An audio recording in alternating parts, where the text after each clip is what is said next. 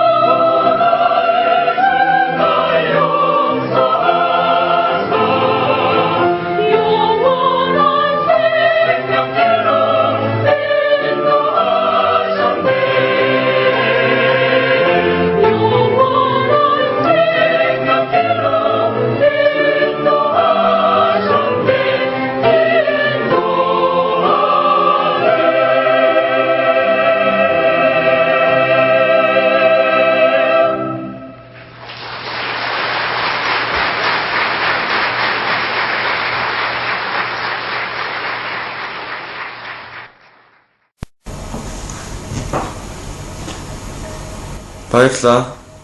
Библийн үгийг уншицгаая. Өнөөдөр хуучин гэрээ хаадын дэд номын 4-р бүлгээс уншъя.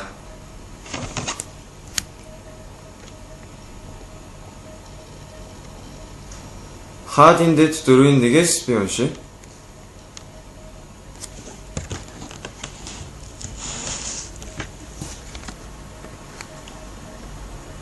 хаадын дэд 4-р бүлгийн 1-ээс уншъя.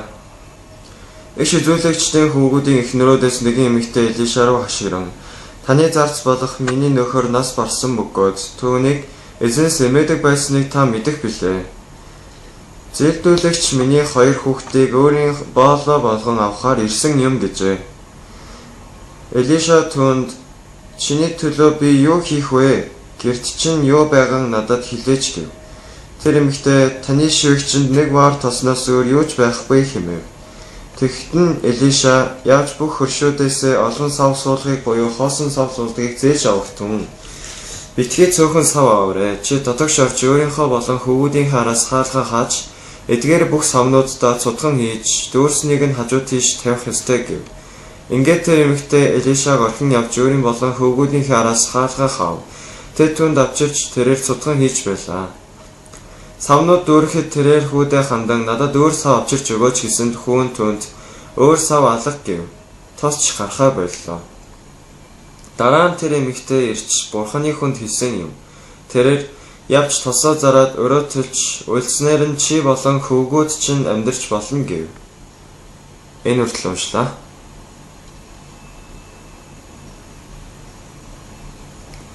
Би бол номлогч юм. Өглөө болгон ингэ номлол тараахад бэлтгэхдээ юу гэж боддог вэ гэвэл миний энэ номлыг сонсож байгаа хүнд ийм сэтгэлийг түүн дотор суулгаж болох юм бол яг л модны жижигхэн мод шиг зүгээр ингээд газар ухаад мод тарьдаг шиг үгийг тарьж болдог бол тэр итгэгчийн дотор итгэл өсөж байгааг харж чадах юм бол Бурхан ажиллаж байгааг харж чадах юм бол үнэхээр ад жаргалтай байхаа гэсэн сэтгэл төрдөг.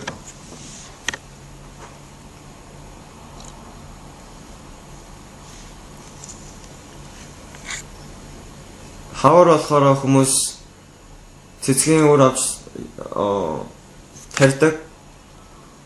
Бас өөрийнхөө тариан талбайн дээр янз бүрийн жимс ногоо тарьдаг.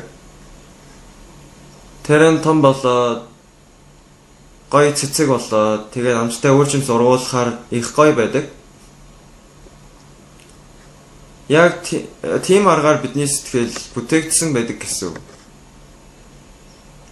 Тийм учраас та бүхний сэтгэл Есүсийн итгэлийг суулгах юм бол эхний ганц 2 өдөрт сайн мэддэггүй ч гэсэн итгэл та бүхний дотор өсөж цэцэг ургуулж жимс гаргах болно.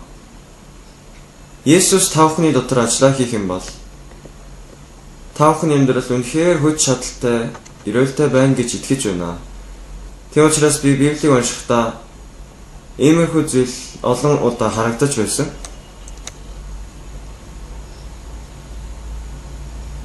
Яаж ч юм үгийг сайн дамжуулж өгөө та бүхний сэтгэл дотор Бурханы үгийн үр жимсийг ургуулмаар байна. Тэгснээр Есүс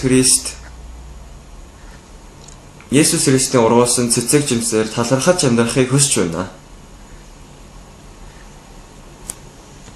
Бид энэ эмэгтэйн тухай маш их олон удаа сонсч байсан. Өнөөдөр пастор дахиад л ярих юм байхгүй болохоор энийг ярьж байгаа юм байна гэж бодож магадгүй. Үнэндээ тийм. Гэхдээ энэ дотроос Бурханы үнэхээр бидэнд ярихыг хүссэн зүйлийг тодорхой бичсэн байдаг. Үүнийг би та бүхэнд хичнээн хэр их сайн тайлбарлаж чадхаа мэдэхгүй байна. Иш үзүүлэгчдийн хөвгүүдийн эхнэрүүдээс нэгэн эмэгтэй Элиша дээр хурж ирсэн. Тэгээд таны зарц болох миний нөхөр нас барсан. Бөгөөд түүнийг эзнээс эмээдэг байсныг та мэдэх билээ гэдэг. Харин одоо зээлдүүлэгч миний 2 хүүхдийг өөрийн боолоо болгохоор ирсэн юм а гэсэн. Энэ богинохон үгэн дотор энэ эмэгтэй сэтгэл тэр чигээрээ багтсан байдаг. Одоо нөхөр нь нас барсан байна. Тэгээд нөхөргүйгээр хоёр хүүхдийг тэжээж байсан. Уг нь нөхөргүй байсан ч гэсэн хоёр хүүхдийг сайн өсгөөд их сайн хүн болгондоо гэсэн найдвар дүүрэн хүүхдийг өсгөж байсан. Гэвч тэр сайн амжилттай болохгүй байсан.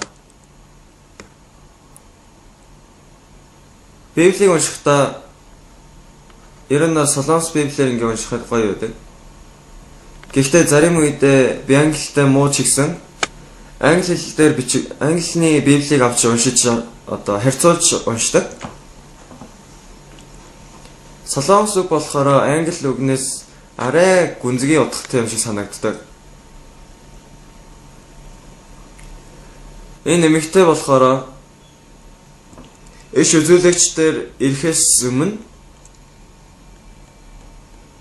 түүний сэтгэл ямар байсан бэ гэвэл түүний нөхөр нас барснаас хойш эснээс холдож өөрийнхөөрөө амьдарч байсан гэсэн. Манайсум дотор ч гэсэн ингээ Библийн сургуулийн сурагчдын эхнэрүүдийг харах юм бол ер нь бол номлын үеэр их унтдаг. Зарим хүмүүс болохоор нүдэнд харагдахгүй гээд багны ард нуугдж байдаг. Тэрийг харахаар их зовдөг байх та. Зарим үедээ ингээд номлол тарааж байхад ингээд унтаад байхыг харвал зүгээр гэрт өрөөндөө чиж хөнчлөө тавиад унт гэж хэлмээр санагддаг. Дараагийн цаг дээр суухгүйч болно гэж хэлмээр санагдах үе байдаг гэсэн. Би тэр түүний оронд байсан гэж бодож үзсэн. Би яагаад тэр олон эрэгтэйчүүдийн дундаас заавал энэ Библийн сургуулийн сурагчтай суугаад ингээд дандаа хоол хийх ёстой, номлоо сонсох ёстой, ингэж амьдрах ёстой болоо гэж бодож магадгүй.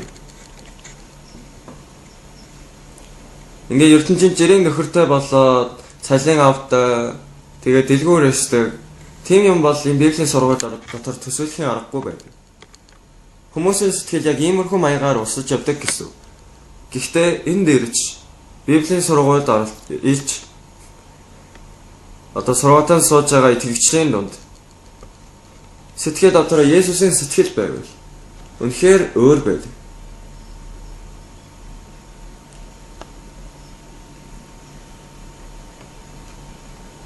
Одоо хүртэл миний амьдрал дотор хавчлагч байсан, намайг доромжилсан хүмүүс ч байсан. Тэр хүмүүс хэлэхдээ пастор та яах гэж заавал ийм юм ярьснаас болоо хүмүүсийн хавчлаг шүүмжлэлийг авч байд юм бэ? Би Эстер Библийг уншиж үзсэн. Мордехай Хаманы өмнө ганц мөргөөд болох байсан боловч мөрөхгүй байсан болохоор бүх юудэшүүдийг өөхөх аюул түргсэн. Эхэндээ бол Мордехай мөргөөгүй болохоор тийм зүйл болсон юм шиг боловч Сатан бидний амьдралч гэсэн тийм төлөвлөгөөг зохион байгуулж байгаа.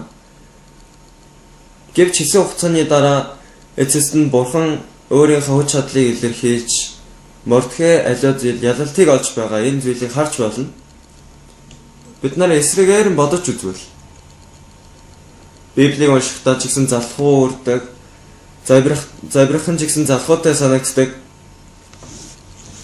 Ялангуяа энэ пасторуудын хамгийн дургүй зүйл болохоор сургаалтанд суун гэж байгаа. Сургаалтанд суу гэхээр үнэхээр дургүй байдаг. Чадахгүй юм байна гэд бууж өгдөг хүмүүс ч байдаг. Сургаалтанд суух гэж ирэхэд пасторууд маш дургүй байдаг. Яагаад вэ гэхээр энийг сургаалт гэж бодож байгаа болохоор. Библийн сургаал дахин хурж ирээ сурч ийн гэж бодож байгаа болохоор. Өөрөө сургаалтанд сууж ийна гэж бодож байгаа болохоор. Гэхдээ пасторууд энэ удаад миний итгэлээр дутагдaltaй зүйлүүд энэ удаагийн сургаалтаар хэмжүүлээ итгэлээр дүүрэх юм байна гэж бодоод өөр байх болно. Энэ удаагийн сургаалтаар Бурхан ариун сүнс миний дотор хүчтэй ажиллах юм байна гэж бодвол ямар их өөрчлөгдөх вэ? Чухам маш олон хүмүүс Библийг уншиж байгаа боловч өөрийнхөө дотор төрсэн өөрийнхөө бодол нь үнэхээр том болохоор Библийн үг нь аажмаар сэтгэл дотор багсаж үнэхээр агуу энэ Бурханы үгийг сэтгэл дотороо итгэхгүй зүгээр хальт молт бодож амьдрдаг хүмүүс үнэхээр олон байдаг гэсэн. Өнөөдөр иш үзүүлэгчний өвгүүдийн эхнэрүүдээс нэгэн эмэгтэй үнэхээр хэцүү байдалд ороод гэрт нь жоохон тос үлдсэн байсан. Өнөөдөр энэ үгийг хамт уншихад та бүхний дотроос тийм байна. Пастор өнөөдөр сайн үг тараах юм байна. Өнөөдөр маш тустай үг сонсох юм байна гэж бодож байгаа хүн байж магадгүй. Гэхдээ энэ үнэхээр үнэн юм болов уу? Энэ үйл явдал үнэхээр миний амьдрал ч гэсэн болж болох болов уу? Би ч гэсэн ийм итгэлтэй болох юм бол надад бас ийм зүйл болох юм байна. Тэгвэл би ч гэсэн Бурханы ажиллахыг харах юм байна. Тэгвэл миний амьдралын бүх өр зээлүүд шийдэгдэх юм байна. Манай хүн үнэхээр сайн хүн болох юм байна. Бид нар нэг гэр дотор үнэхээр аж аргалтай амьдрах юм байна. Ийм итгэлтэйгээр Библийг уншдаг хүн хичнээн олон байдаг байна. Үнэхээр та бүхний тодорхой мэдэх хэрэгтэй зүйл бол та бүхэн юу гэж боддгийг би сайн мэдэхгүй ч гэсэн энэ хаадын дээр 4-р бүлгийг бичсэн Бурханы хүсэл байгаа. Миний бичсэн энэ зүйлийг та нар уншиж үзээрэй. Энэ шүлүүлэгчний хөвгүүдийн эхнэрүүдээс нэг эмэгтэй үгэнд итгэсэн үе түүний өр зээлийн асуудал шийдэгдсэн юм биш үү? Сэтгэл дотор санаа зовж шийдэгдсэн юм биш үү? Хүүхдүүдэд алдахгүй байж чадсан. Та нар ч гэсэн ийм итгэлтэй болж үзээрэй. Бурхан ийм сэтгэлээсээ ийм Библийг бичсэн болохоос зүгээр л Библийг уншаад шавнарын хүүхдүүдийн эхнэрүүдээс нэг эмэгтэй гэл итгэлтэй байсан байна. Ямар гоё юм бэ? Хүүхдүүдэд цуг амьдэрсэн байх нэ. Бурхан ч ястаа гоё юм аа. Ийм юм бод гэж Библийг бичсэн болов үгүй. Харин шин сэтгэлийг авч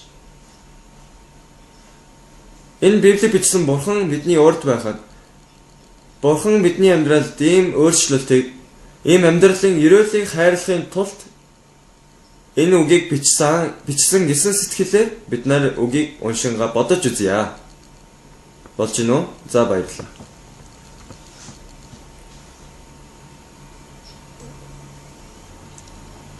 Одоо хүртэл би сайн мэдэн дотор амьдрахдаа Бурхан миний дотор ажиллаж байгааг үнэхээр олон удаа харсаар ирсэн. Тэгээд тэр Бурхан бол бидний дунд хинч бай. Бидний дотор ажиллаа хийхийг хүсдэг. Өнөөдөр энэ газар сууж байгаа та бүхэнд янз бүрийн асуудал байж магадгүй. Миний хүүхдүүд үгэнд орохгүй болохоор асуудалтай юм аа гэж аав байж магадгүй.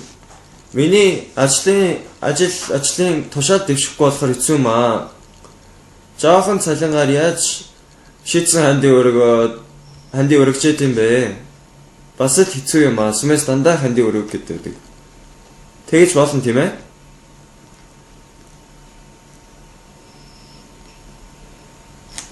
Ийм юм байж болно үстэй. Өчигдөр нэг итгэгч гэршил хийхдээ өөрөө шавсан дахианы 8-9 гэсэн. Тэгээ нэг хүн захиалга өгөхөөр ингээд захиалга аваад тэгээ шавсан дахиагаа игээд аваад очсон. Тэгсэн чинь дахиад ирсэн үү тийм ээ. Би гэртээ хүүхдүүдэд 100 мянган цэгц тавьсан байгаа. Тэгээд үлдсэн мөнгөө надад өгөөрэй гэсэн. Миний бодлоор бол тэр итгэгч манай сүмийн хамгийн аж аргалтай итгэгч юм шүү. Ер нь бол аливаа зүйлийг нэх гүнзгий боддог. Тэгээд нөгөө 100 мянгаас шавсан дахианы мөнгийг хасаад тэгээ үлдсэн мөнгийг өгсөн. Тэгээд гэр дотор нь орсон чинь хинч байхгүйсэн. Тэгээ гадагшаа харсан чинь нөгөө ах байхгүй өөрийн сууж ирсэн мотоциклийн төлхөөрийн хүртэл аваа явсан байсан гэсэн. Бидний амьдрал дотор ийм зүйл тохиолдож байдаг. Тэр яриаг сонсоход нөгөө итгэгч ямар их сэтгэл амар санагдсан бэ гэвэл тэр 100 мянга гэхэд дахианы мөнгийг хасаад зүгээр 100 мянгаас үлдсэн мөнгийг бүгдийг өгсөн. Тэгээд тэр мөнгөө алдаад хэцүү байх боловч мөнгө алдахгүйгээ зарим хүмүүс санаа гаргаад тэгээ бодлогошроод тэгээгүй болохоор тэр тусмаа нөгөө итгэгчид сэтгэл амар байсан байхаа. Та бүхэн бол тэгэж бодохгүй байх тийм ээ. Өөрөөр хэлбэл бидний амьдрал дотор янз бүрийн асуудал байдаг. Өвчтэй болж болдог, хүүхдүүдийн асуудал байж болдог, амьдрал дотор асуудал сайн шийдэгдэхгүй хэцүү байх үеч байдаг. Бурхан өнөөдөр та бүхэнд ингэж хэлж байна. Хайрт сайн мэдээ Монгол цуглааны итгэгчтэй. Бид өнөөдөр асуудлуудыг чинь шийдэж өгмөр байна. Чи үнэхээр надтай харилцан холбоотой байгаарэ. Тэгвэл би чамд тусалж, чи намайг өртөнд тусалж байдагт итгээд хоорондоо итгэлцэж амьдарцгаая.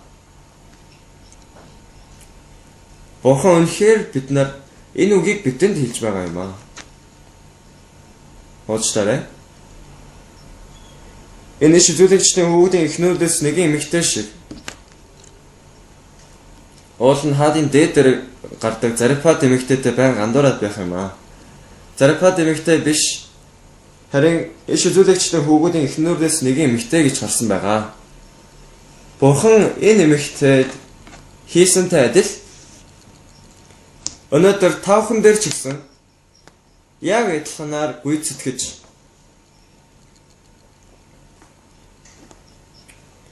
хуучин гэрээний хаадын дэд 4-р бүлэг биш, харин та бүхний гэрчлэлээр энийг бичиж аваад өргөж талархаж хүмүүст ярьж гэрчилж амьдрахыг Бурхан хүсдэг гэсэн. Тийм учраас өнөөдөр эхлээд энэ зүгээр дээрэн яриа гэж бодохгүй, харин Бурханлоо сэтгэлээ нээж энэ газар сууж байгаа та бүхэн хинч бай. Бурхан та бүхний дотор ажиллаа хийхийг хүсдэг. Тэгээд энэ эмэгтэйтэй адилхан сэтгэлтэй болох юм бол гарцаагүй Бурхан ажиллаа хийж та бүхний амьдрал ажил дээр Бурхан ажиллаа хийх болно. Түүний дараа юу болох вэ гэвэл энэ эмэгтэй итгэлийг авсныхан дараа тэр хэцүү байх үед, асуудал гарсан үед дахин Бурханаас асууж Бурханы үчиг гуйсан байх тийм ээ. Хойнсуу гэдэг пастор цусны хор тавтартай болоод Бурханы нэгүслээр эдгэрсэн. Тэгээ дахиад хор тавтартай болсон. Өөхөг болсон гэд тэр чичирч над дээр хурж ирсэн. Тэгээ би хоо итгэгч. Чи өмнө цусны хор тавтартай байж байгаа итгэлээр эдгэрсэн биз дээ. Итгэлээр эдгэрсэн болохоор Бурхан үчнийг чинь эдгэж чаднаа. Тийм болохоор энэ зүйл дээр итгэлээр хандаарэ. Тэгтэл тэр гайхаад пастор үнэхээр тийм байна. Тэгээд итгэлээр тэр хор тавтнаас эдгэрсэн. 3 дахь дахиад хор тавдар туссан. 3 дахь тусгаад хойнсуу пастор юу гэж хэлсэн бэ гэвэл энэ бол ерөөл юм а гэсэн. Яагаад вэ? Би цусны хор тавдартай болоод 2 дахь тавдартай болсон үед эдгэрсэн байхад дахиад Бурхан хор тавдрыг өгсөн бол энэ бол ерөөл юм а. Тэг 3 дахь хор тавдар эдгэрсэн гэсэн. Эмнэлэгт очиод үзүүлсэн чинь бүрэн эдгэрсэн биш, хор тавдар байж байсан. Гэхдээ ерөөс томорхгүй, хөдлөгчгүй байсан гэсэн. Хөдлөгчгүй, томорхгүй байвал ер нь бол байхгүй гэсэнтэй адилхан шүү дээ. Тэгээ хойнсоо пасторын хэлдгээр тэр нь миний гидсэн дотор байсан ч гэсэн өөрөө хөдөлмөр байсан ч гэсэн хөдөлж чадахгүй байж л шүү дээ гэсэн. Бид нар зүгээр шаншлаг шашинлаг мөрөглөлийг хүсдэггүй. Бурхан өнөөдөр та бүхэн хүн нэг бүртээ харилцан холбоо барьж та бүхэн дээр ажиллаа хийхийг хүсэж байдаг. Тийм учраас та бүхэн сэтгэлээ нээх юм бол би ч гэсэн та бүхэн дээр үйлдэе гэсэн амлалт болгож Бурхан энэ үгийг бидэнд харуулж өгсөн юм аа. Тийм ээ? Тийм учраас бид нар Библи дотор болж байгаа бүх үйл явдлууд тэр бүхэн бидний амьдрал дотор болж та бүхэн өөрөө хичээ зүтгээд сайн хийх гэсэн зүтгэлээр биш. Харин Бурханы үг нь та бүхний сэтгэл дотор орж ажиллаа хийгээд тийм ээ энэ бол зөвхөн Бурханы хийсэн зүйл юм байна. Бурхан бидэнд ингэж өрөөсөн байна. Бурхан ингэж бидэнд тусалж байгаа юм байна гэсэн сэтгэл бидний дотор бий болох ёстой гэсэн. Энэ нь үнэхээр гайхалтай байдаг. Энэ дээр гарч байгаа эмэгтэй бол нөхрийгөө дагаж Библийн сургуульд орж ирсэн боловч үнэхээр сэтгэл дотор тэр нь нийцэхгүйсэн. Үнэхээр сайн мэднэ. Энэ удаад би Матай намын лекц тавьж байгаа. Явж исэн сарын турш 130 цагийн одоо бичлэг хийсэн. Үнэхээр хэцүү ядарсан. Гэхдээ хурдан хийх гэж өдөртөө уул нэг 4 цаг хийгээд болно. Гэхдээ 6-7 цаг хийгээд сүүлдээ бүр би өвдөж байсан. Харин сонсч байсан нөгөө Библийн сургуулийн сурагчид бараг унтсаар байгаа таарч байсан. Би бас сайн мэднэ. Итгэл байхгүй хүн түүнд номлоо сонсох үнэхээр зовлонтой байдаг. Хэцүү байдаг. Тэрнээс илүү хэцүү зүйл болохоор номлол тараах явдал юм аа. Итгэлгүй байхад номлол тараа гэх юм бол маш их нуруугаар хөс гоочдөг. Харин нэг бурханы үг нь хүний сэтгэл дотор орж ажиллаа хийх юм бол би нэг ч удаа тавхны сэтгэл дотор орж үзээгүй ч гэсэн тавхны сэтгэл дотор орвол сэтгэл дотор өрөө байдаг. Иймэрхүү өрөө байдаг. Тэр өрөөнд дотор өөрийнхөө хамгийн дуртай бодлууд голд нь байж мөнгө зөндөө олох ёстой гэдэг ч юм уу тийм бодол байр эзэлдэг. Тэгээд аврал авсан сүмд очно гэсэн бодол боломд нь жоохон байгаа. Энэ нь сүмд ирэхдээ томордог. Тэгээ мөрөглийн дараа шууд багасаад тэгээ жоохон болоод бүр жижигхэн болсоор агаад тэгээ сүүлд нь унтмаар санагдаад тогломоор санагдсан бодол гоё юм идэнэ гэсэн бодолд автагдаад итгэл сэтгэл дотор байхгүй. Үнэхээр тийм байна. Нэг удаа би гэр бүлийнхэнтэйгээ Вонжу гэдэг хот руу явж байсан. Тэгэхэд Янгдонгийн хурдны зам одоо 2 орсголтой байсан. Гэхдээ дундуур нь тийм хаалт байхгүйсэн. Тэгээ ачаасан явж игжсэн чинь миний машины артлаас нэг том автобус холдооч гээд ингээд тохиогоод яваад байсан. Яаж холдох юм бэ? Ганцхан урсгалтай байхад. Тэгээ ачаасан хурдаа нэмээд явж байсан. Харин нөгөө автобус уул нь нэг хэдэн метр зайтай байх ёстой боловч яг миний машины артлаас ингэ явж игсэн. Гэхдээ би зүгээр боломжтой явсан. Харин эргүүлэг тэр нөгөө урсгалаас нэг зөрөгтэй ах жолоодж жагаад миний урсгал руу орж ирсэн. Би тэгэхэд би өгсөн байна да. Өөхөх хахтаа гэж бодсон. Гэхдээ би яаж хийсэн бүү мэд ямар ч хийсэн амьд үлдсэн байсан. Тэгэхэд надад ямар ч бодол төрөөгүй. Бүх биеэр халуун оргиод тэр автобусны жолооч шиг би зүгээр орхихгүй дээ гэсэн. Тэгээ нөгөө автобусыг дагаж авсан. Дагаж авсан чинь нэг хоолны газрын өмнө зогсохоор би очоод тэр жолооч дээр очив. Тэр жолооч надад та яагаад жолоогоо ингэж барьсан бэ гэсэн. Үнэхээр өөрөөрөө уучлаарай тавхан миний үгнээс бас сортонд орж магадгүй ч гэсэн тэгэхэд би маш их уурсан. Тэгэхэд миний сэтгэлийг харахад би аврагдаач пасторч биш. Миний сэтгэл дотор итгэж байхгүй. Зөвхөн тэр автобусны жолоочийг барих ёстой гэсэн бодлоо. Юу гинэ? Чи яагаад зай бариагүй ингээд? Тэгээ нөгөө талаас хэлэхдээ би машиныг чинь мөргөөгүй бол зай барьсан юм шүү. Хөөе чи 80 км цагийн хурдтай замаар явахдаа 100 м зай барих ёстой гэдгийг мэддэггүй юу гэсэн. Чи мөнгө өгч нөгөө үнэмлэх авсан тийм үү гэ. Аюулгүй зай барьж мэддэггүй юм байж яаж жолооны өмнөх авдаг байна гэ. Чамаас болж өөхөх шахсан гэсэн. Тэгсэн чинь нөгөө автобусанд сууж исэн хүмүүс гайхаад бид нарыг сонирхоод харж байсан. Манай эхнэр бүр намайг араас нь татаад нөхрөө тэр автобусын дотор таны семинарт сууж исэн хүн байвал яах юм бэ гэж болиулж байсан. Маш их уур үрсэн. Чамаас болж өөхөх шахсан чинь би чамайг зүгээр орхихгүй дээ гэд. Тэг ингээ уурлаад байжсэн чинь Нэг тодорхой үе мөчид ямар бодол төрсөн бэ гэвэл би пастор хүн гэдгийг анзаарсан. Есүс итгэдэг хүн гэдгийг анзаарсан. Яаж ч гэсэн тэр хэмжээнд хүрсэн байхад энийг яаж зохицуулаад дуусгах вэ?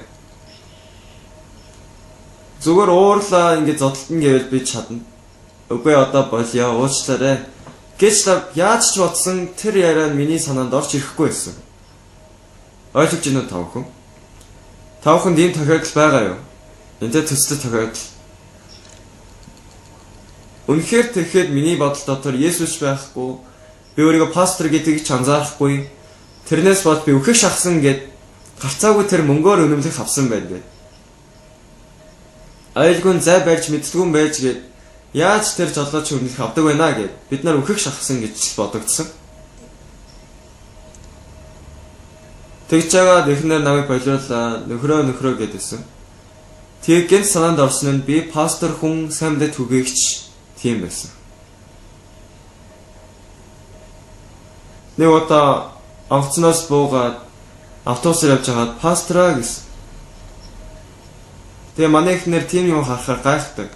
Чи автобусаар явахдаа ч юм уу олон нийтийн газраар явахдаа болгоомжтой байх ёстой шүү. Хүмүүс бүгд чамайг мэдж байгаа шүү гэж бүр дуулаад явж байдаг. Гэхдээ надад уурсан тэр сэтгэлийг би өөрчилж чадахгүй байсан. Яаж ч энийг хурдхан шиг сайн зохицуулах хэрэгтэй байсан, болох хэрэгтэй байсан. Гэхдээ яаж би энэ байдлаа өөрчлөх вэ? Маш их бодсон боловч тохиромжтой үг санаанд орохгүй. Яаж зохицуулах нь мэдэхгүй байсан. Чи пастор юм уу? Замдаа автобусны жолоочтой маргалдаа ийм байж чи пастор уу? Есүс итгэдэг хүн үү? Тэр нь саймдад тараахгүй яасан бэ?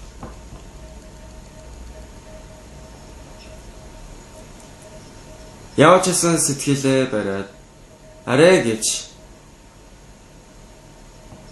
би хоолойгоо жоохон намсгаад том дуурсан дуучлаарэ. Болгоомжтой сайн яваарэ гэсэн. Тэгсэн чинь нөгөө хүн бас намайг бас уучлаарэ гэд яваад гисэн. Тэгээ өдөржингөө тэрний талаар санаад бодоод их балмагдсан. Бидний сэтгэлийн бүтэц юм байдаг. Та бүхний сэтгэл зарим үедээ бол ийм бодол төрөө, тийм ч бодол төрөө, зарим үедээ бол мөргөлийн үед талархаа сайхан байдаг. Харин өнөхөр түргэн зантай хүмүүс болохоор амен гэж мөргөл дуусахын зэрэгцээ сэтгэл дотор энийг хийндэ, тэрийг хийндэ гэд янз бүрийн бодол төрж ирдэг. Тийм учраас зарим хүмүүсийн сэтгэл дотор Бурханд руу хандсан итгэл байр суурьаа эзэлсэн хүн байдаг. Харин зарим хүний сэтгэл дотор бол ертөнцийн хүсэл тачаалаар дүүрэн байжгаад мөргөлийн үеэр л тэр хүсэл тачаал байхгүй болоод Бурханы сэтгэл төрөө талархал гэ магтаалын дуудуулаад тэгээд дахиад хүсэл тачаал төрөөд яваад байдаг. Энэ Библиэр гарч байгаа эмэгтэй болохоор Библийн сургууль нөхөртэйг орж ирээд амьдрсан боловч бүх зүйл дээр гомдолтой, шүмжлэлтэй хэцүү байсан болохоор нөгөө эмэгтэй яасан бэ гэвэл сүм дээр амьдрах үнэхээр залхуутай санагдсан. Библи унших залхуутай санагдсан. Тэгээ забирхтаа ч гэсэн. Бурхан миний забирлыг сонсноо хариу өгнө гэж бодох юм бол Бурханд хэлэх зүйл их байна, бас сонирхолтой байх боловч энэ ямар би ном уншаад байгаа ч биш. Хариу өгнө гэсэн сэтгэл байхгүй. Зүгээр Бурхан аваа гэж забираад тахаар нойр хүрээд залхуу хүрээд тэхээсээр аргагүй гэсэн. Тэгээ нөхөр тамт байж байгаа яхан аргагүй болоод дээр үед нас барсан Гоньон гэдэг нэртэй саманы бас тийм байсан гэсэн. Нөхрөө пастор болох өөрийн нөхрөө дагач Африкт очсон. Тэгээ Африкт амьдрахдаа үнэхээр их дург байсан гэсэн. Тэр шавж харахаа энэ ямар халуун юм бэ? Нойлд ягаад ус гарахгүй байна? Ийм амар шумуулууд гээд солонгос руу буцаж явъя. Би энд яг гэж байдаг байна гэж хэлсэн гэсэн. Харин нэгэн өдөр самтай чуулганы төвөөс нөгөө хоёрт ой шугуйд орж тэнд байгаа тосгонд 2-7 хоног самтай тараачаад ирээрэй гэсэн. Би ямар галзуу хүн үү тийш явах гэж орох юм бэ? Хизээч явахгүй гэд өрөөнд хөвтөж байсан чинь Оройн нөхөр орж ирсэн. Кимгому пастор үнэхээр сайн хүн. Тэгээд тэр эхнэрээ үнэхээр их талархаж байна. Юунда талархах юм бэ? Гүй бид нар шиг хилдэ муу хүмүүсийг ой шугуу руу явуулж байна. Бид нараас илүү хэл сайтай хүмүүс зөндөө байгаа штэ. Үнэхээр их талархмаар юм а, тийм ээ? Нөхөр нь үнэхээр талархаад байхаар эхнэр нь ч гэсэн за тийм ээ тийм гэд яахын аргагүй цуг очсон гинэ. Тэгээ автобусаар яваа. Тэгээ гол гатлаад явсан. Тэгээ 2 цаг дахиж автобусаар яваад тэгээ ой шугуун дунд алхаж яхилсан. Тэгээ тосгонд очсон чинь үнэхээр ой шугуун дотор нэг хэдэн мод тайрч аваад зай гаргаж тэрэн дотор нэг 30 айл амьдарч байсан. Тэд нар дандаа хар ярьстай хүмүүс амьдарч байгаа солонгос хүмүүсийг хараад гайхаад арсанд нь хурж үзээд өсөндөө хурж үзээд тэгээд байсан. Тэгээ семинар хийгээд хүмүүс нэг нэгээр бурхан гэгийг сонсож эхэлсэн. Тэгээд зарим хүмүүс өндөг авч өгөөд, зарим хүмүүс бол гадил банан авч өгөөд. Тэгээд тэр хоёрыг урьсан нэг итгэгч ингэж хэлсэн. Пастораа баярлалаа. Гэхдээ миний хувьд та нарт дайлах юм байхгүй. Манай гэр төдийг тэр олон жимстэй мод манай эхнэрийнх юм аа. Манай эхнэр надаас илүү эд төрөгтэй. Африкт болохоор гэрэлсэн ч гэсэн эхнэр нөхөр хоёрын эд төрөн хизээч адилхан байдаггүй маа. Хизээч нэг байдаггүй маа. Тэр жимсгүй мод болохоор минийх зөндөө жимстэй манай эхнэрийнх. Тэр олон банантай мод нь минийх, манай эхнэрийнх, банангүй мод болохоор минийх юм аа. Тийм болохоор та нарт өгөх юм байхгүй, уучлаарай гэсэн. Коньян гэдэг нэртэй нөгөө самааны бодохдоо үнэхээр хэцүү байсан. Тэр бүх бананыг аваад зарсан ч гэсэн $10 ч хөрөхөөргүй тийм юмнуудыг хуваагаад тэр нь минийх, тэр нь манай эхнэрийнх гэд байдаг. Энэ яагаад ийм болсон юм бэ? Гэхэд өөрт нь бас нэг бодол төрсөн. Өөрөө үнэхээр мангар гэж бодсон тэр Африкийн соёлтой өөрөө бас яг адилхан байна гэж бодсон. Өөрөө бол тэр нэг хэдэн жимсээр тэгж ялгахгүй ч гэсэн арай дээр зүйлсээр энэ бол минийх, энэ бол манай нөхрийнх гэж хуваагаад дандаа өөрөө сайн зүйлийг авах гэж боддог. Тэр үед өөрийнхөө мөнхөг сул дорой байдлыг олж харсан гэсэн. Түүнээс хойш нөгөө самуны өөрчлөгдөж эхэлсэн. Бенен гэдэг газарт сайн мэдэг тарахтаа тэр газар болохоор Франц хэл ашигладаг. Тэгээс англи хэл мэддэг хүн байж магадгүй гэж бодоод англи хэлний Библи аваад тэгээд Франц хэл дээр бичигдсэн Библи аваад тэгээ нэг тол бичиг аваад тэрийг зөвхөндөө хийж аль болгон явж сайн мэдэг тарааж явсан гэсэн. Одоо бидний дотор бид нарыг удирдах байгаа хүсэл тачаалаар дүүрэн байдаг. Зарим хүмүүсийн сэтгэл дотор бол хүсэл тачаал аажмаар багасч байна. Зарим хүмүүс бол томорч байна. За хойш маяг баригдсан эмэгтэй өөрийнхөө хүслээр дүүрэн байсан болохоор Есүсийг ойлгохгүй, Есүсийн хүслийг дагахгүйсэн болохоор үнэхээр Есүстэй сэтгэлээр нийцэхгүй хэцүү байсан гэсэн. Өнөөдөр уншсан Библиэлд гарч байгаа энэ эмэгтэй бол нөхөр нас барсны дараа эрг чөлөөтэй болсон. Би нөхрөөс болоо энэ Библийн сургуулиас сурахгүй байж болно. Нөхрөөс чөлөөтэй болсон, Библийн сургуулиас чөлөөтэй болсон. Би хоёр хүүхдээ аваа сайн өсгөж чаднаа гэсэн тийм сэтгэл энэ эмэгтэйгийн дотор орж ирсэн гэсэн. Тэгээ Библийн сургуулиас гараад би энэ залуу байхад юу ч хийсэн хүүхдүүдээ өсгөж чадсан штэ. Өөрт итгэх итгэлээр дүүрэн байсан. Би сайн забирдггүй ч гэсэн, сайн тарааж чаддгүй ч гэсэн, Библи сайн уншдаггүй ч гэсэн би мөнгөө сайн олж чаднаа. Би ийм зүйл дээр сайн. Тэгээ нөгөө эмэгтэй мөнгө олж ихэлсэн. Гэвч үнэхээр гашуудмаар зүйл бол амжилттай болохгүйсэн. Өөртөө болсон тэр зээлдүүлэгч хоёр хүүгээ заах ёстой байдалд орсон гэсэн. Хүн ээж би нэрнгээс тэр зээлдүүлэгч ах зарагдах ёстой гэж юу? Ээж та жинхнээсээ намайг явуулах гэж байгаа юм уу? Үгүй ээ. Битгий санаа зовоо. Юу ч болсон хайртай хүүгээ хизээч зарахгүй. Үгүй. Хизээч би чамайг явуулахгүй. Битгий санаа зовоо. Бид нар үргэлж хамт амьдрнаа. Тийм ээ ээж бид нар хамт амьдрах ёстой. Би ээж тангүйгээр амьдрч чадахгүй. Тантай цуг байх ёстой. Тийм ээ битгий санаа зовоо. Хүүгээ тэрвэрэд уйлж байсан. Нөхөртөө ч гомдож үзээд өөртөө ч гомдож үзээд гэхдээ гомдлоод гээд асуудал шийдэгдэхгүй нь ойлгомжтой. Тэгээд зээлдүүлэгчид ирээд зээлээ өгөхгүй бол мөнгө өгөхгүй бол хоёр хүүхдээ авч явна гэсэн. Нөхрөө хоёр хүүхдээ алдаад би ганцаараа яаж амьдрах юм бэ? Чи яах гэж төрүүлээд явчихваа. Өгсөн нөхөрт гомдлоо гээд ямар хэрэг байх вэ? Ямар ч нэмэр болохгүй. Үнэхээр зовлонтой байсан.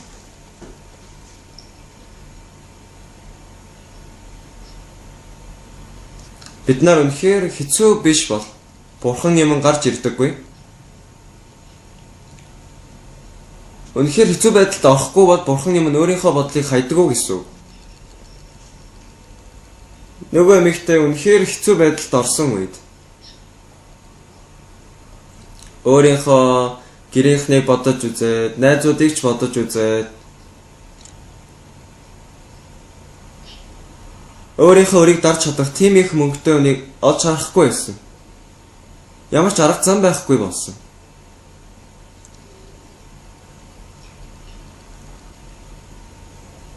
Эцэст нь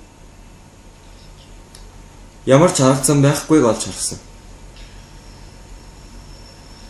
Бүх аргыг тоолж үзсэн боловч боломжгүй байсан. Сүлд дарамтсан санагсан ч гэсэн Бурханы иш үзүүлэгч дээр очиё гэв. Бурханы иш үзүүлэгч Элиша дээр очихоор болсон.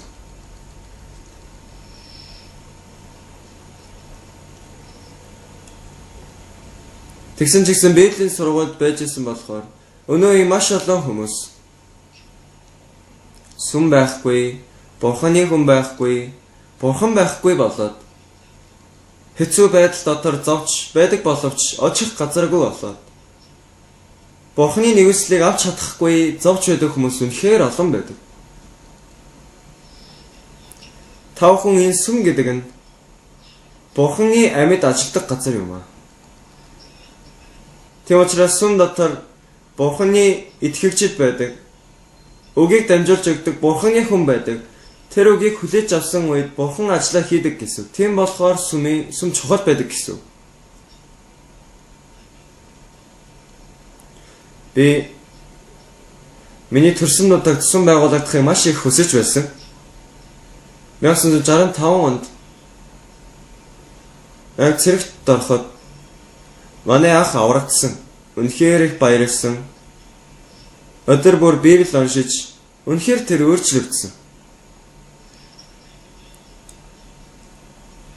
Гэвч манай ахын амьдардаг миний төрсөн нутаг сонсонд болохоор манай сүм байхгүйсэн. Манай ах сүмд очие гэхээр бүр хол тийш алхаж очих ёстой байсан. Нэгэн өдөр манай ах өөрийнхөө нөхөртэй муудалцаад тэрнээс хойш ахынхаа сэтгэл дотор итгэлийн хувьд эргэлзээ төрсөн. Тэр үед Бурханы хүн манай ахын хажууд байсан бол тэр үед сонсонд манай сүм байсан бол тэр сүмийн дотор самд түгээгч байж түүнд манай ахтай ярилцаж өгсөн бол ах маань итгэлийн дунд явж явах байсан. Гэвч манай ахын итгэл тэр чигээрээ нуран унсан. Сүлд хор тавдар тусаж тэр нас барах хүртлээр зовлон донд амьдарч байгаа нас барахыг би харсан. Тийм болохоор миний төрсөн нутагт сүм байгуулах гэж тэгээ манай аавд байсан газрыг би олж авсан. Тэгээд тэр газар дээр нь сүмийг барьсан.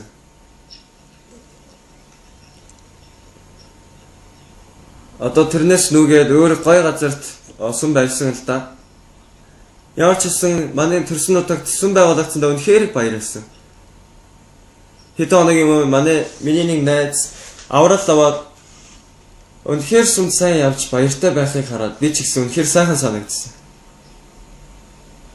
Тэр цөхөлтөн донд зовлон донд амьдрахдаа гонигийн донд амьдарч байгаа юм байж. Сүм байхгүй, бурхан байхгүй. Ямар ч найдварыг олж чадах газар байхгүй болохоор сэтгэлдээ зовж байгаа хүн хичнээн олон байдаг гэж. Гэвч тавхан сүм байв. Тавхан энэ сүмийг хайрлаж яваарэ. Сүмд итгэж амьдраарэ. Сүмтэй хамтарч амьдраарэ. Ямар ч асуудал тохиодсон сүмд хурж ирээ тэр асуудлыг хэвээрээ ярьж өгөөрэй. Бурханы хүнд хурж ирээ забируулж өгөөрэй. Тэгээд Бурханы хүний хийж байгаа үгийг дагаж үзээрэй. Энэ нэмэгтээ өөрийнхөө хоёр хүүхдийг зээдүүлэгчид өгөөд өөрийнхөө өрнөөс болж өдөр болгон уйлж хөөгээ санаж уйлж байгаад галзуурч үнэхээр өрдөлтөй амьдрна гэдгийг тавхан бодож үзээрэй. Энэ нэмэгтээ өрнөөс өөр юу ч байхгүйсэн боловч бас түнд сүм байсан, Бурханы хүн байсан, Бурханы үг түнд байсан гэсэн. Үнэхээр тансаг гэрт амьдрах нь тансаг гэрт амьдрч чадахгүй хэцүү байдаг биш. Гой машин байхгүй болохоор хэцүү байдаг биш. Аливаа зүйлээр гажигддаг болохоор хэцүү байдаг биш. Харин тавхны сэтгэл доторх зовлон хуваалцах бурхан байхгүй болохоор хэцүү байдаг гэсэн. Сүм байхгүй, сэтгэл нэг хүн байхгүй гэдэг нь хамгийн хэцүү байдаг гэсэн. Хайрт итгэгчид тавхан. Энэ агуу бурханы сүмд хурж ирээд тавхны сэтгэлийг бүгдийг нээж бурханд үгээ хэлээрэй. Энэ нэмэгтээ Элиша дээр хурж ирсэн үед Элиша түүнд ингэж хэлсэн. Чи яагаад одоо ирсэн бэ? Аль түрүүнээс хойш ирэхгүй байсан бэ? Тэгсэн ч гэсэн би итгэлээр амьдрахыг хичээсэн. Чамайг итгэлээр амьдрах гэж хэлсэн биз дээ гэж ерөөс загнаагүй. Харин би чиний төлөө юу хийх вэ? Чамд юу хэрэгтэй вэ? Гэрч чинь юу байна вэ гэсэн. Энэ үгэнд би үнэхээр дуртай байдаг. Нөгөө энэ нэмэгтээ хэцүү байдалд орсон үед бурханы хүн түнд чиний төлөө би юу хийх вэ гэж хэлсэн. Дагаад хэлээрэй. Чиний төлөө би юу хийх вэ? Хаадын дэг дөрөвдөр бүлэг дээр гарч байгаа энэ үг бол үнэхээр олон удаа миний чихэнд сонсогддог. Бурхан надад тэгж хэлж байдаг. Бурхан би энэ асуудал дотор байна. Чиний төлөө би юу хийх вэ? Энэ үг нь миний сэтгэлд маш их хүчийг төрүүлж өгдөг. Бас миний сэтгэлийг аргадаж өгдөг. Цамд тарахтаа янз бүрийн асуудал гардаг боловч өглөө босоод би забрах болгонд Бурхан миний сэтгэл дотор үгийг хэлдэг. Юу гэж? Чиний төлөө би юу хийх вэ? Энэ үгийг сонсоход үнэхээр их талархдаг гэсэн. Бурхан аваа. Манай сүм дотор ийм асуудал байна. Би чиний төлөө юу хийх вэ? Манай сүмийн нэг итгэгч өвчтэй байна. Нэг итгэгч өвчтэй болсон. Чиний төлөө би юу хийх вэ? Энэ үгийг л сонсоход миний сэтгэл дотор хүч төрдөг, найдвараар дүүрдэг, баяртай байдаг гэсэн. Гэрт чинь юу байгааг надад хэлээч. Нөгөө эмэгтэй хэлсэн. Таны шивгчэнд нэг вар тосноос өөр юу ч байхгүй гэв. Бурханы хүн ингэж хэлсэн. Явж бүх хөршлүүдээс олон сав суулгыг буюу хоосон сав суулгыг зээлж авах тун битгий цөөхнийг аваарэ гэсэн тийм ээ.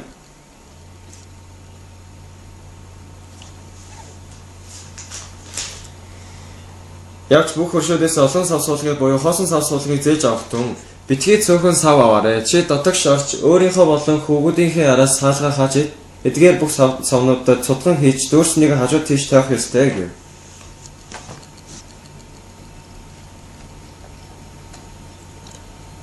Бидний сэтгэл дотор Бурханыг эсэргүүцэх сэтгэл байж Бурханы үгийг сонсохдоо тийм ээ ингээл болох юм байна. Үнэхээр сайхан байна. Ийм сэтгэл төрхийн оронд ийм юм байж болд юм уу? Пастор дандаа л ингэж ярьдаг. Өөрийнх нь ажил биш болохоор ингэж ярьдаг. Ийм сэтгэл их төрдөг гэсэн. Та бүхэн номлыг сонсоод энэ үгийг уншихдаа миний сэтгэл дотор Бурханы үгийг эсэргүүцэх сэтгэлийг үргэлж устгаж байгаарай. Тэдгээрийг сэтгэл дотор оршихгүй байхын тулд устгаж байгаарай. Тэгээд зөвхөн Бурханы үгэнд итгэх итгэлийг босгон байгуулж байгаарай гэсэн үг. Энэ эмэгтэй болохоор одоо хүртэл тэр өөрийнхөө бодол нь өөрийг нь удирдах явсан. Энэ эмэгтэй одоо хүртэл өөрийнхөө бодлыг дагаж явсан. Өөрийнхөө бодлыг хайсан бол Бурханы үгийг сонсож чадсан бол Бурханы сэтгэлийг авч амьдрах байсан.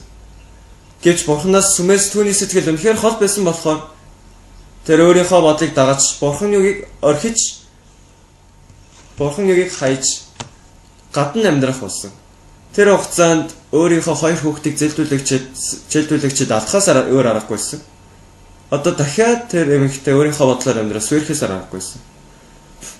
Харин Бурханы үгэн дээр хоосон сав суулгануудыг аваарэ. Тэр сав суулгыг цутган хийж дүүрсний хажууд тийшээ тавиарэ.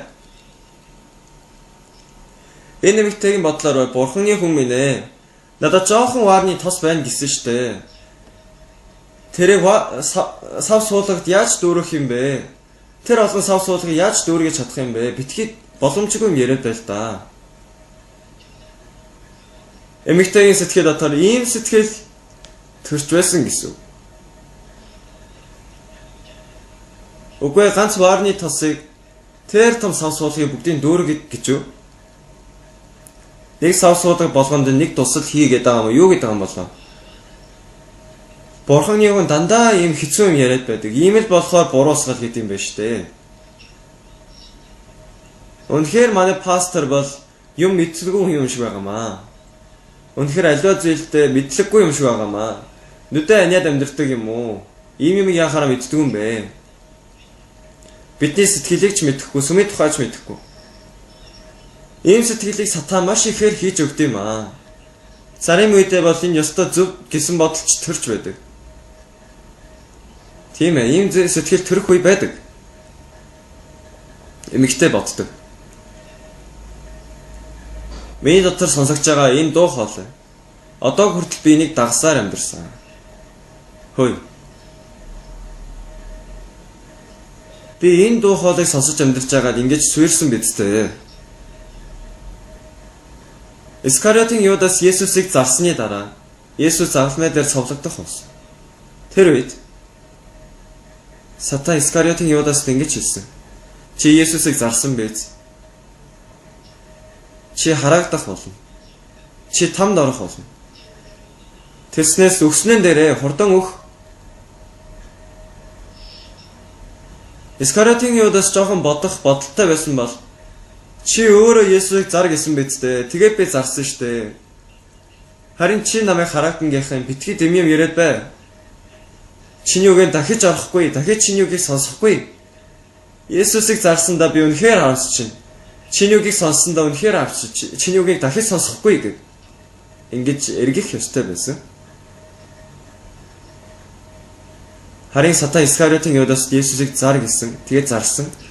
Харин Есүсийг зарсан болохоор одоо чи харагдах болно. Одоо чи өөрийгөө дүүчилж өгөх тэгсэн намар тэгвэл бүх зүйл дуусна гэв. Юдас үнэхээр мөнхөг байсан болохоор өөртөө итгэсэн. Тийм болохоор сатаны үгийг өөрийнхөө бодол гэж бодож амиа хорлсон юм аа. Өнөөдөр уншсан Библиэлд гарч байгаа эмэгтэй Элиша түүнд маш их мөнгө өгсөн бол амар. Нэг чек өгөөд түүнийг явуулсан бол үнэхээр амар. Харин нөгөө эмэгтэй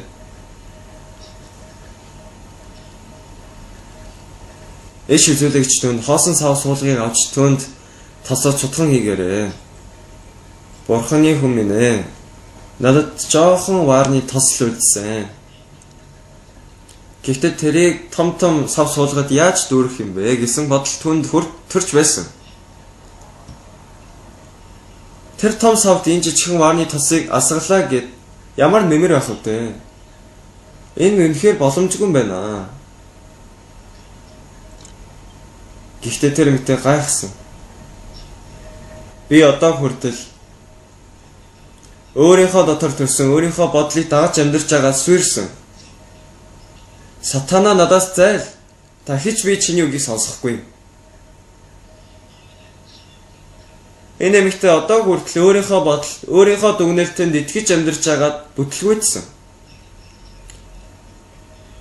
Харин Сатан дахиж түүнд бодол төрүүлээд Бурханы хүн яхаараа ийм юм ярьдаг байна. Сав суулга авах хэрэг юу байна? Жоохон л тос үлдсэн байх чинь.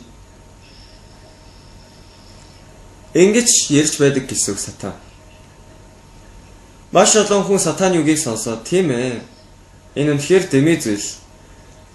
Бурханы хүн ч гэсэн ядуу штэ. Мөнгө байхгүй болохоор ингэж өөрийнх нь хэрэг биш болохоор хамаагүй хэлж байгаа маа.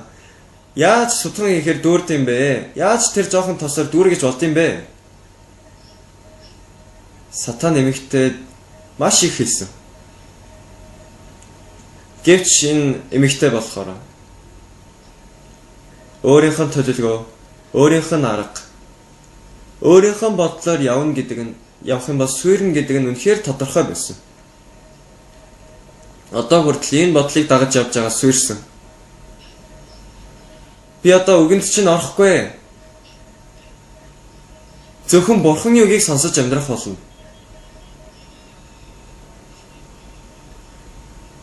Энэ нь Бурханы бидэнд үзүүлсэн үнэхээр агуу Бурханы ажлын эхлэл юм аа. Юу гэсэн бэ? Аахан өөрийнхөө дотор сонсож байгаа бодлыг дагаж амьдарч байгаа. Одооноос би бодлыг сонсохгүй. Энэ бодлыг дагахгүй. Тэгж байгаад би суурьсан. Тэгж байгаад би хэцүү байдалд орсон. Тийм болохоор энэ бодлыг би дахиж сонсохгүй. Харин Бурханы хүний үгийг сонсож амьдрах болно. Хайрт итгэгчид та бүхэн. Бурханы хүнийг Бурханы хүн шиг адил хандах ёстой. Бурханы хүний үгэнд итгэж чадахгүй бол та бүхний хэцүү байдалд орсон үед яасан ч Бурханы хүний үгийг сонсож чадахгүй болно. Тэгэх юм бол Бурханы хүний ярьж байгаа үгийг та бүхэн дорд үзэх болохоор та бүхэн хизээч асуудлаас ангиж ирж чадахгүй болно. Пасторудтай зүгээр тоглож болно, дэм юм яриад явж болно. Бас хоорондоо муудалцаа маргадах үйч байж болно. Гэвч Бурханы хүн Библийг нээж үгийг ярихдаа бол та бүхэн үгийг сонсох хандлагаа өөрчлөх ёстой. Яг гэвэн бол зүгээр хүний ярьж байгаа үг биш, Бурханы үг болохоор. Бурханы хүн ийм байна, тийм байна гэж шүмжилж болохгүй. Харин Бурханы хүний ярьж байгаа үг сэтгэлд таасан таарахгүй, нийцсэн нийцээгүй. Хүлээж авахгүй байвал та бүхний итгэлийн амьдрал хизээж бүтэхгүй. Энэ эмэгтэйгийн хувьд ч гэсэн энэ нь үнэхээр боломжгүй байсан байх. Жижигхэн вааранд үлдсэн тосоор яаж тэр бүх савсуулгыг дүүргэх юм бэ? Гэхдээ нөгөө эмэгтэй Бурханы үгийг хүлээж авч түүнд итгэсэн юм аа.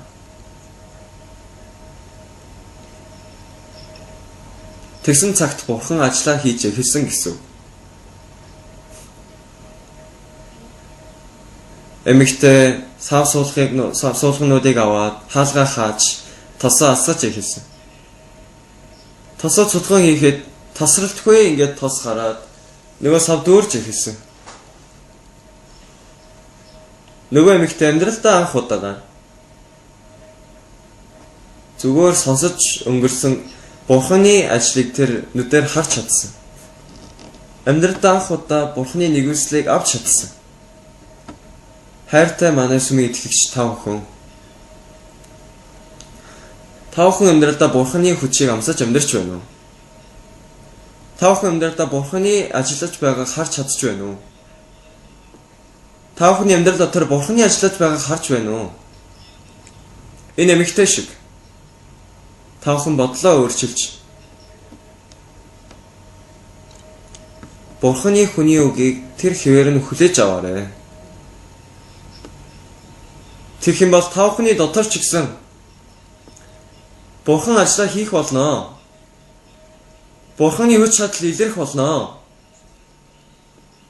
Та бүхний дотор Бурханы хийж өгсөн маш олон гэрчлэлүүдтэй байх болно. Үнэхээр тийм байна. Үнэхээр батбөх зогсох болно. 2014 он Gangnamд ирсэн. 2004 онд анх Gangnam сүнд ирэхэд үнэхээр том асуудалтай байсан. Засгийн газраас энэ мөргөлийн байшинг нураах гэж байсан. Сүүлийн 27 сүмийн пасторууд засаг дарга дээр хурж ирээд Gangnam сүм зөвшөөрлөгч болохгүй. Янз бүрийн зүйлээр бид нарыг шүүмжилсэн гэсэн. Шүүхэн дээр бид нар ялагдсан. Шүүхэн дээр Gangnam сүмийг нурааж болно гэсэн дүгнэлт гарсан. Манай сүм бүх итгэгчдийн сэтгэл шантарсан. Тэгэхэд би Gangnam сүмд ирсэн. Гайхалтайгаар Пангунтэг итгэгч өнгөөлөгчөөр ажиллаад шүүхэн дээр бид нар хожиж ялж чадсан. 3 дахь шүүхэн дээр ч гэсэн ялсан. Тэгээд байшин нураахгүй сүмийн зөвшөөрлийг аваад бид нар ингээд мөргөл өргөж чадсан юм аа. Тухайн үед бол энэний тухай мэдлэг байсан хинч бай энэ байшин нурах болно. Ямар ч арга зам байхгүй гэж хэлжсэн. Гэвч Бурхан бидэнтэй хамт байсан. Өглөө босоод 2-3 цагт нойр хүрэхгүй мөргөлийн газар суугаад энийг бүгдийг нураана гэж юу гэхээр төсөөлөх аргагүй байсан. Гэхдээ Бурхан ажиллаа хийсэн. Хайрт итгэгчид та бүхэн. Манай Gangnam сүм дээр Бурхан үнэхээр олон агуу ажлыг хийсэн. Бас сатан асуудлыг өгөөд Бурхан ажиллаа хийгээд Бурхан дахин ажиллаа хийдэг. Үнэхээр гайхалтай байдаг. Бурхан Gangnam сүм дотор биш, харин та бүхний дотор ч гэсэн ажиллаа хийхийг хүсэж байдаг. Та бүхний амьдралд ямар асуудал байна вэ? Ямар хэцүү зүйл байна вэ? Ямар санаа зовлт, ямар айдас байна вэ? Өнөөдөр энэ эмэгтэй шиг Бурхан юм та бүхэн гарч ирээрэй. Бурханы хүн дээр гарч ирэхгүй байлаа ч гэсэн Бурханы үгийг уншиж үзээрэй. Библиэлд над шиг тохиолдолд орсон хүн яаж байна? Энэ тал дээр надтай адилхан байна. Тэгээ Бурхан надад яг ингэж ажиллах юм байна гэсэн итгэлтэй болоорой. Тэгснээр та бүхэн бүгд Бурхан надад ийм ажлыг хийсэн. Бурхан намайг ингэж өрөөж өгсөн. Бурхан манай хүүгийн өвчнийг эдгэж өгсөн. Бурхан надад ийм амар тайвныг өгсөн. Бурхан манай хүүхдийн сэтгэлийг өөрчилж өгсөн. Манай гэр бүлийг үнэхээр аз жаргалтай болгож өгсөн. Надад ийм их мөнгө өгсөн. Бурхан над дээр ингэж ажиллаа хийсэн. Ийм гэрчлэлүүд амьдрал дотор дүүрэн гарахыг хүсэж байна.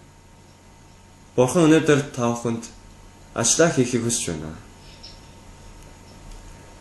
Энэ эмэгтэй болохоор тодорхой нэг зүйлийг мэдэж байсан. Одоо хүртэл өөрийгөө мундаг ухаантай гэж бодсон.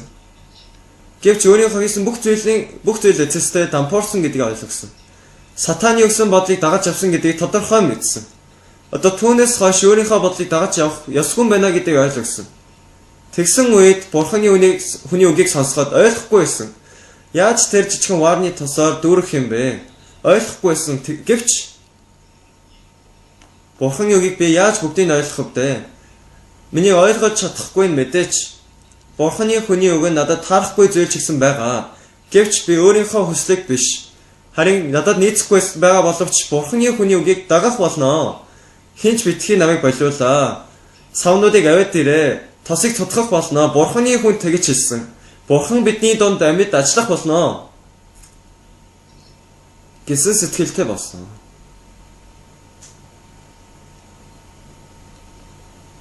Миний хүү та хоёр гарч айлуудаас сав авид ирээрэ гэсэн.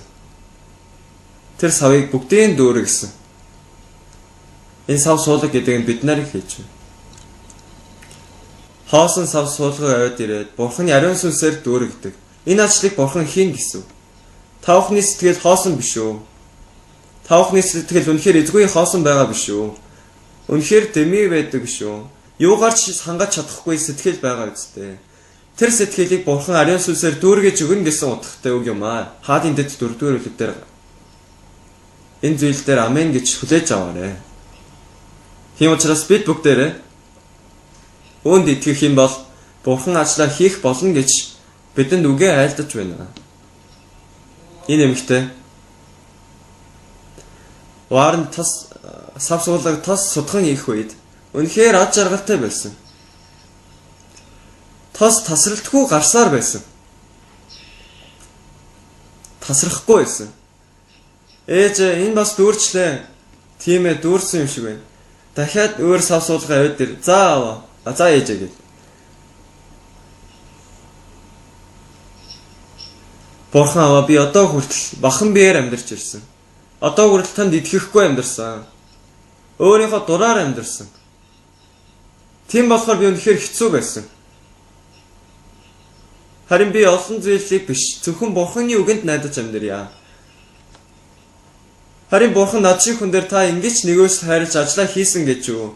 Та намайг ингэтлээ их ерөөсөн гэж юу Бурхан? Сэтгэл дотор үгээр илэрхийлэх аргагүй талархал төрдөг гэсэн. Би ийм Бурханыг орхиж өөрийгөө мундаг гэж бодоод өөрийнхөө бодлыг дагаж, өөрийнхөө арга замыг дагаж амьдэрсэн ийм мөнхөг хүнийг над шиг хүнийг Бурхан та ерөөсөн гэж юу? Манай хоёр хүүхэд одоо боолоор зарагдахгүй байж болно. Одоо та манай гэр бүл шинэ найдварыг төрүүлж өгсөн. Одоо Бурхан зөвхөн танаар дамжуулан амьдарья. Юу ч байсан Бурхан танд даатгая. Эмэгтэйн сэтгэл өөрчлөгдөж явсан. Өнөөдөр өглөө Бурхан Gangnam Sum-ийн манай бүх итгэгчдийн сэтгэл дотор яг ингэж ажиллахыг хүсдэг. Манай Сумын итгэгчид бол хинээс ч өөр байх ёстой. Сэтгэл дотор Бурхан ажлаа хийхин тулд тавхан өөрийнхөө бодлыг хайж Бурханы үгийг нэг нэгээр хүлээж авч үзээрэй. Бурханы үгийг сэтгэлээр хүлээж авбал тавхны сэтгэл Бурханы сэтгэлээр өөрчлөгдөх болно. Бурханы үгийг санах болно. Сайн мэдээний төлөө амьдрахыг хүсэх болно. Өөрийгөө золиослж, өөрийгөө эзэнд өргөмөр санагдах болно. Энэ бүх зүйлдээ талархаж, өөрчлөгдөж, ерөөлтэй амьдралыг Бурхан өгөхийн тулд хаадын дэд 4-р үлгийг Бурхан бидний төлөө бичсэн юм аа. Амен гэж хэлээрэй. Амен гэж хүлээн зөвшөөрцгөөё бид нар. Хүн нэг бүр дээр Бурхан ажиллаж байгааг би үнэхээр хармаар байна. Пастораа би савьд тараасан чи аврагдсан. Би ингэж хэлсэн үед манай найзын сэтгэл өөрчлөгдсөн. Би ингэж забирсан үед ингэж өвчин эдгэрч байсан. Пастораа миний асуудлыг Бурхан ингэж шийдэж өгсөн. Бурхан надад ингэж ажиллаж өгсөн. Надад ийм баяр хөөргийг өгсөн. Ийм мэдээг Бурхан сонсохыг хүсдэг. Би ч ихсэн сонсохыг хүсэж байна. Хайрт итгэгчид та бүхэн. Бурхан бидний дунд амьд байна. Та бүхэн бол төгс биш. Та бүхэн алдаа гаргаж болно. Алдаад буруу зүйл хийж болно.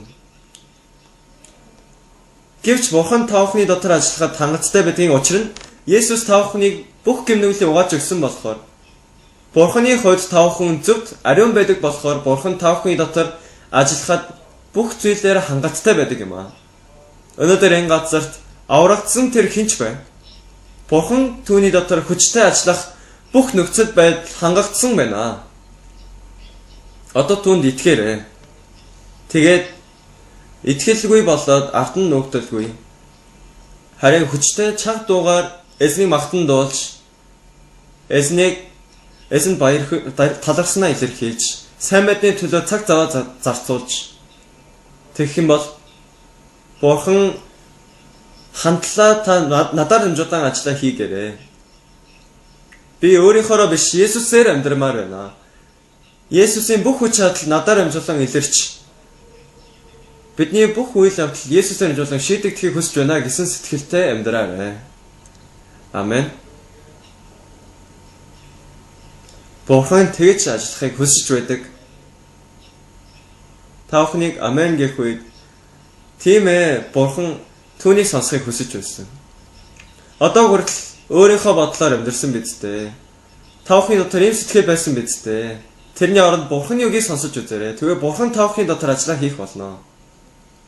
Бурхан үүнийг хүсэж байдаг гэсэн. Нөгөө эмэгтэй Элиша дээр хурж ирсэн. Элиша ингэж хэлсэн. Тасаа зарч өрөө төлж үлдснээр хүүтэйг амьдрч болно гэсэн. Би үнэхээр олон удаа намайг хайрлаж буй эзний хайрыг мэдэрдэг. Та бүхэн энэ хорвоод амьдрахад үнэхээр завгүй байдаг үстэй. Есүсийн талаар бодох завч олдохгүй байдаг үстэй. Дандаа завгүй, ядаргаатай, санаа зовдтой амьдарч байгаа үстэй. Тэр үед Есүсийг бодоорой. Есүсийн намайг хайрлаж байгаа тэр дуу хоолойг сонсоорой. Есүсийн ачлан гэдэгт итгээрэй. Бүх зүйлсийг Есүс дээр авч очиод ярээрэй. Есүсийн ачлан гэдэгт итгээрэй. Тэгснээр үнэхээр Есүсийн хийхийг хүсэж байгаа зүйл олон байгаа. Тэр бүх зүйлийг Есүс та бүхнээр дамжуулан хийж, Есүс алдаршихыг хүсэж байна. Хамтдаа залбирцгаая. Баярлалаа.